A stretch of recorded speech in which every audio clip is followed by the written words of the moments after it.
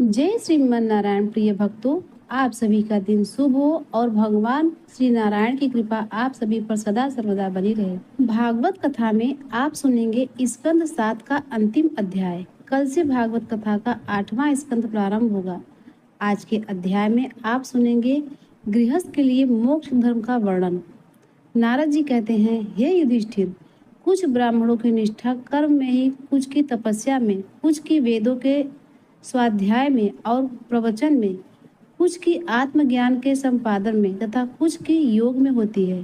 गृहस्थ पुरुष को चाहिए कि श्रद्धा अथवा देव पूजा के अवसर पर अपने धर्म का अक्षय फल प्राप्त करने के लिए ज्ञान निष्ठ पुरुष को ही हव्य कव्य दे। यदि एक ब्राह्मण को भी श्रद्धा पूर्वक भोजन कराया जाए तो पर्याप्त है। अत्यंत धनी होने पर भी श्राद्ध कर्म में अधिक विस्तार नहीं करना चाहिए, क्योंकि सगे संबंधियों आदि को देने और विस्तार करने से देश काल, श्राद्ध पदार्थ मात्र और पूजन आदि ठीक ठीक नहीं हो पाते। देश और काल के प्राप्त होने पर ऋषि मुनियों के भोजन के योग्य शुद्ध हविष्य या अन्य भगवान को भोग लगाकर श्रद्धा से विधि पूर्वक योग्य पात्र को देना चाहिए। वह समस्त कामनाओं को पूर्ण करने वाला और अक्षय होता है। देवता, ऋषि, पितर, अन्य प्राणी, स्वजन और अपने आप को भी अन्न का विभाजन करते समय परमात्मा स्वरूप ही देखे। धर्म का मर्म जानने वाला पुरुष श्राद्ध में मांस का अर्पण न करे और न स्वयं ही उसे खाए, क्योंकि पितरों को ऋषि मुनियों के योग्य हविष्य अन्न से जैसी प्रसन्नता होती है, वैसे पशु हिंसा से नहीं होती। जो लोग सत्य का पालन करना चाहते हैं, उनके लिए इससे बढ़कर और कोई धर्म नहीं है कि किसी भी प्राणी को मन, वाणी और शरीर से किसी प्रकार का कष्ट न दिया जाए। धर्मात्मा पुरुष निर्धन होने पर भी धर्म के लिए अथवा शरीर निर्वाह के लिए धन प्राप्त करने की चेष्टा न करे, क्योंकि जैसे बिना किसी प्रकार की चेष्टा किए अजगर की जीविका चलती है, वैसे ही निवृत्त परायण पुरुष की प्रवृत्ति ही उनकी जीविका का निर्वाह कर देती है। जो सुख अपनी आत्मा में रमण करने वाले निष्क्रिय और संतोषी पुरुष को मिलता है, वह उस मनुष्य को भला कैसे मिल सकता है जो कामना और लोभ से धन के लिए हाय हाय करता हुआ इधर उधर दौड़ता फिरता है। जैसे पैरों में जूता पहनकर चलने वाले को कंकड़ और कांटों से कोई डर नहीं होता, वैसे ही जिसके मन में संतोष है, उसके लिए सब कहीं और सर्वदा सुख ही सुख है, दुख है ही नहीं। हे युधिष्ठिर, न जाने क्यों मनुष्य केवल जल मात्र से ही संतुष्ट रहकर अपने जीवन का निर्वाह नहीं कर लेता, अपितु रसना इंद्रियों और जनन इंद्रियों के फेर में पड़कर यह बेचारा घर की चौकसी करने वाले कुत्ते के समान हो जाता है। जो ब्राह्मण संतोषी नहीं है, इंद्रियों की लोलुपता के कारण उसके तेज, विद्या, तपस्या और यश क्षीण हो जाते हैं और वह विवेक भी खो देता है।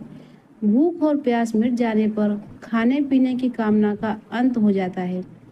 क्रोध भी अपना काम पूरा करके शांत हो जाता है। परंतु यदि मनुष्य पृथ्वी की समस्त दिशाओं को जीत ले और भोग ले, तब भी लोभ का अंत नहीं होता।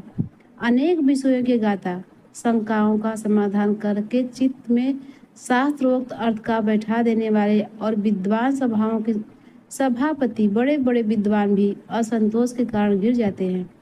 जो पुरुष अपने मन में विजय प्राप्त करने के लिए उद्यत होते हैं, वह आसक्ति और परिग्रह का त्याग करके संन्यास ग्रहण करें, एकांत में अकेले ही रहें और भिक्षावृत्ति से शरीर निर्वाह मात्र के लिए स्वल्प और परिमित भोजन करें। हे युधिष्ठिर, पवित्र और समतल भूमि पर अपना आसन बिछाएं और सीधे स्थिर भाव से समान और सुखद आसन से उस पर बैठकर ओमकार का जप करें।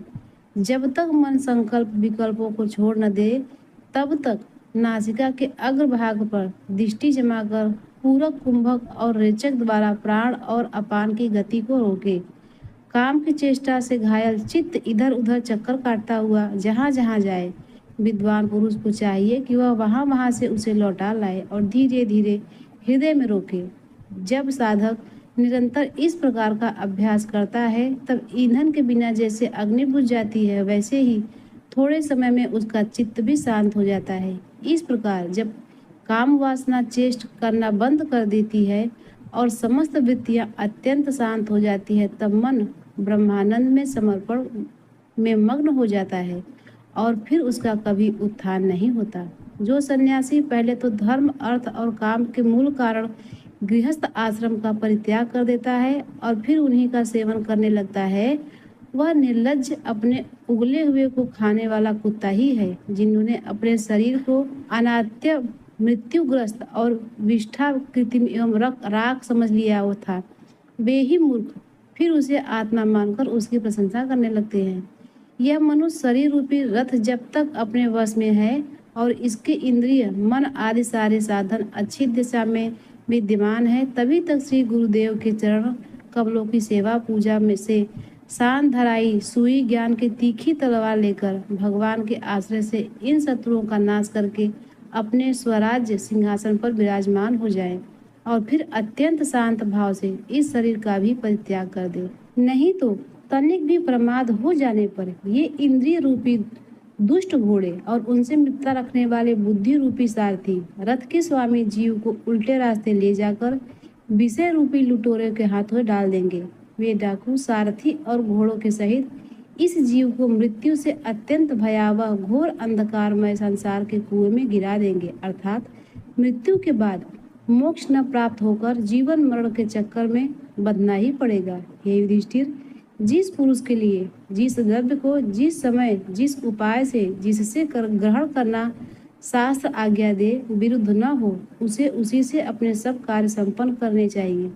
आपत्ति काल को छोड़कर इससे अन्यथा नहीं करना चाहिए। महाराज, भगवत भक्त मनुष्य वेद में कहे हुए इन कर्मों की तथा अन्य अन्य स्वकर्मों के अनुष्ठान से घर में रहते हुए भी भगवान श्री कृष्ण की गति को प्राप्त कर सकता है, अर्थात केवल सन्यासी पुरुष ही नहीं मोक्ष प्राप्त करता, बल्कि गृहस्थ लोग भी अपने स्वकर्मों को करते हुए वैकुंठ लोक की प्राप्ति भी कर सकते हैं।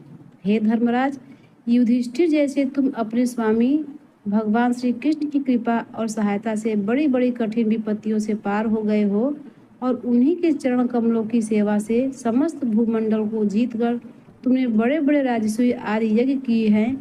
पूर्व जन्म में, इसके पहले के महाकल्प में मैं एक गंधर्व था, मेरा नाम था उपरहण और गंधर्वों में मेरा बड़ा सम्मान था। मेरी सुंदरता, सुकुमारता और मधुरता अपूर्ण थी। मेरे शरीर में से सुगंध निकलता आरती और देखने में बहुत अच्छा लगता। स्त्रियां मुझसे बहुत प्रेम करती और मैं सदा प्रमाद में ही रहता। मैं अत्यंत विलासी था। एक बार देवताओं के यहाँ ज्ञान शस्त्र हुआ, उसमें बड़े बड़े प्रजापति आए थे। भगवान की लीला का गान करने के लिए उन लोगों ने गंधर्व और अप्सराओं को बुलाया। मैं जानता था कि वह संतों को समाज है और वहाँ भगवान की लीला का ही गान होता है। फिर भी मैं स्त्रियों के साथ लौकिक गीतों का गान करता हुआ उन्मत्त की तरह वहाँ जा पहुँचा। देवताओं ने देखा कि यह तो हम लोगों का अनादर कर रहा है। उन्होंने अपनी शक्ति से मुझे शाप दे दिया कि तुमने हम लोगों की अवहेलना की है, इसीलिए तुम्हारी सारी सौंदर्य संपत्ति नष्ट हो जाए और तुम शीघ्र ही शूद्र हो जाओ। उनके शाप से मैं दासी का पुत्र हुआ, किंतु उस शूद्र के जीवन में किए हुए महात्माओं के सत्संग और सेवा के प्रभाव से मैं दूसरे जन्म में ब्रह्मा जी का पुत्र हुआ। संतों की अवहेलना और सेवा का यह मेरा प्रत्यक्ष अनुभव है।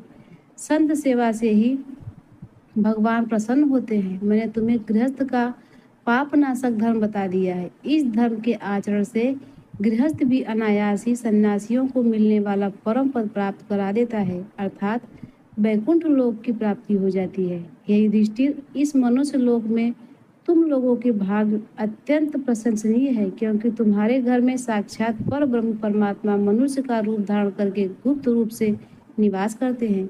इसी से सारे संसार को पवित्र कर देने वाले ऋषि मुनि बार बार उनका दर्शन करने के लिए चारों ओर से तुम्हारे पास आया करते हैं। बड़े बड़े महापुरुष निरंतर जिनको ढूंढते रहते हैं, जो माया के लेस से रहित परम शांत परमानंद अनुभव स्वरूप पर ब्रह्म परमात्मा हैं, वे ही तुम्हारे प्रियतम हमारे भाई पूज्य आज्ञाकारी गुरु और स्वयं आत्मा श्री कृष्ण हैं। शंकर ब्रह्मा आदि भी अपनी सारी बुद्धि लगाकर वे हैं इस रूप में उनका वर्णन नहीं कर सके। फिर हम तो कर ही कैसे सकते हैं। हम मौन भक्ति और संयम के द्वारा ही उनकी पूजा करते हैं। कृपया हमारी यह पूजा स्वीकार करके भक्त वत्सल भगवान हम पर प्रसन्न हो। श्री सुखदेव जी कहते हैं, हे परीक्षित, देव ऋषि नारद का यह प्रवचन सुनकर राजा युधिष्ठिर को अत्यंत आनंद हुआ।